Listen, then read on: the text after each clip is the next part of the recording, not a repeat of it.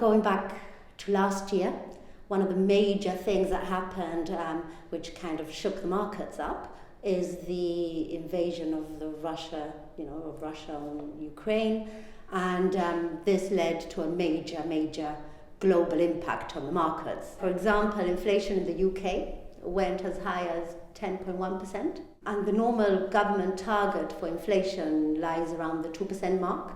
So it's quite shocking, and it will have an effect on the economy.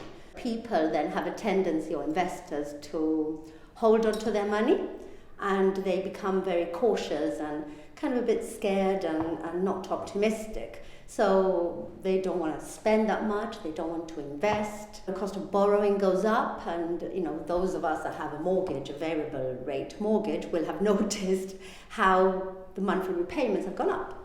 And it's not good for individuals, and it mirrors the general sentiment, because they are less willing to invest in speculative assets or products such as the stock market.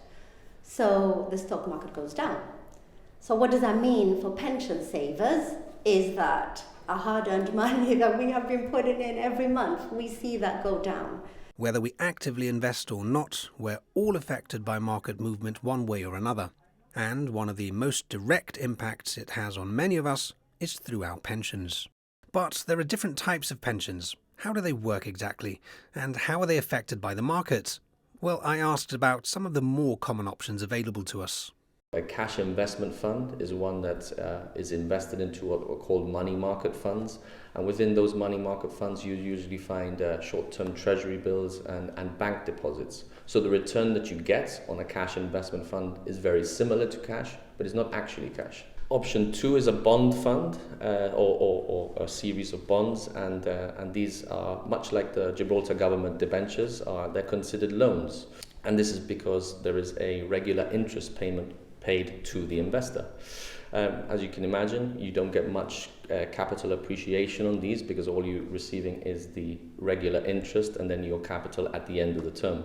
So a balanced fund will try and balance out the risk between a lower risk kind of bond strategy, or one that includes equities, which are stocks and shares. And when you go into an equity fund, you should be aware that it is the highest risk option, and you're only going to be investing in companies. You will be investing in a series of companies, so that you've got diversification across companies and different geographic locations around the world, so you can spread your risk. So which investment plan is the right one for you? And is now the right time to consider change? Well, this certainly isn't financial advice, but you may wish to seek some out to better understand how your money is being put to use and how it's likely to be affected by the current financial climate. We have to expect the markets will go down and they'll go back up. So the bad years, good years.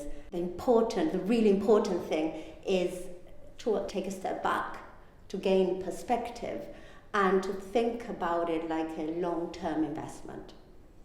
I guess it's a two-part approach to choosing what option you want. So first of all, you need to think about the amount of time that you have in front of you. So generally younger investors who have 10, 15, 20 years in front of them before retirement should be looking at taking on some element of risk or some amount of risk.